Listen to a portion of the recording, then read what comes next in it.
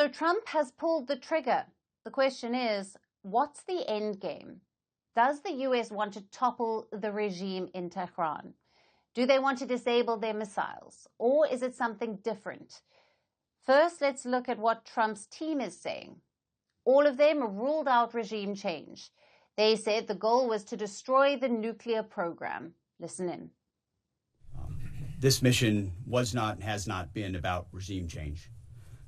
The president authorized a precision operation to neutralize the threats to our national interests posed by the Iranian nuclear program and the collective self-defense of our troops and our ally Israel. Well, first of all, we don't want to achieve regime change. We want to achieve the end of the Iranian nuclear program, John. That's America's objective, and that's what the president has set us out to do. Their boss disagrees. That's US President Donald Trump. Let me quote his latest statement. It's not politically correct to use the term regime change, but if the current Iranian regime is unable to make Iran great again, why wouldn't there be a regime change? MAGA. Now, to give you some context, Trump's domestic movement is called MAGA, Make America Great Again.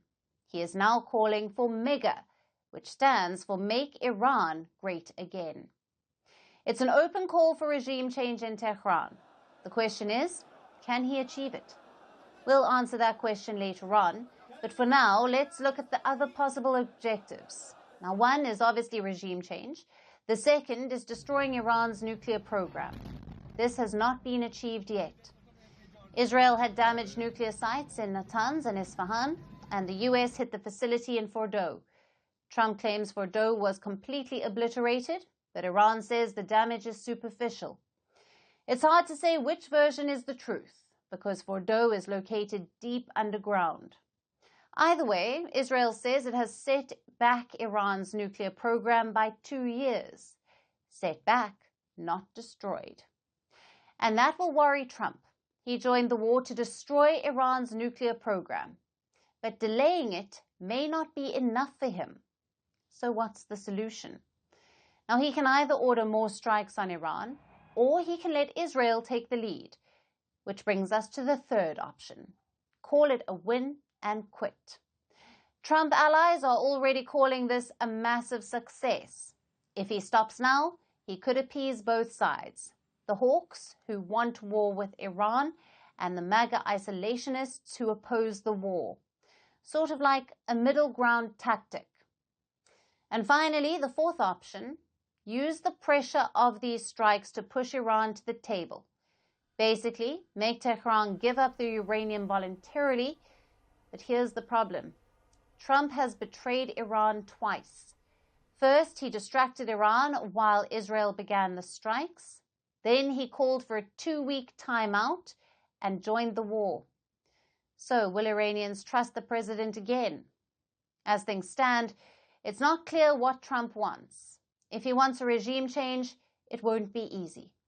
Just compare to what happened in Iraq. Iran is 4 times bigger than Iraq. It has twice as many people and a much stronger military. The only way a regime change can succeed is through occupation. It's unlikely that Trump will agree to that. A more likely option is to weaken the regime. Israel has talked about 2 main threats from Tehran. The first is the nuclear program. The second is the ballistic missile program. Iran is said to have the biggest missile stockpile in the region. If you destroy that, you can weaken the regime. You can basically defang it. Again, here's the risk. A weakened Iran could become a dangerous Iran. They may choose to abandon diplomacy. Instead, they may covertly pursue a nuclear bomb. So, I'm afraid there are no easy choices for Trump. Israel will keep pushing him to topple the regime in Tehran. So will the hawks in his own party. But it's a move that could derail his whole presidency. Once you enter a war, you are stuck there. Firstpost now available in 9 languages on YouTube. English, $36 trillion. French, Le FMI, comme German, Geschäftsführenden Direktor Hindi, $30 trillion ka karjo. Indonesian, Pemerintah tanpa pemeriksaan. Italian, Sekali radikali. Japanese, 4兆ドル以上も Portuguese, por causa do próprio balanço patrimonial. Spanish. Beautiful bill. Go to Settings, click on Audio Track and select a language of your choice. Be the first to know what's happening around you in your first language. Firstpost.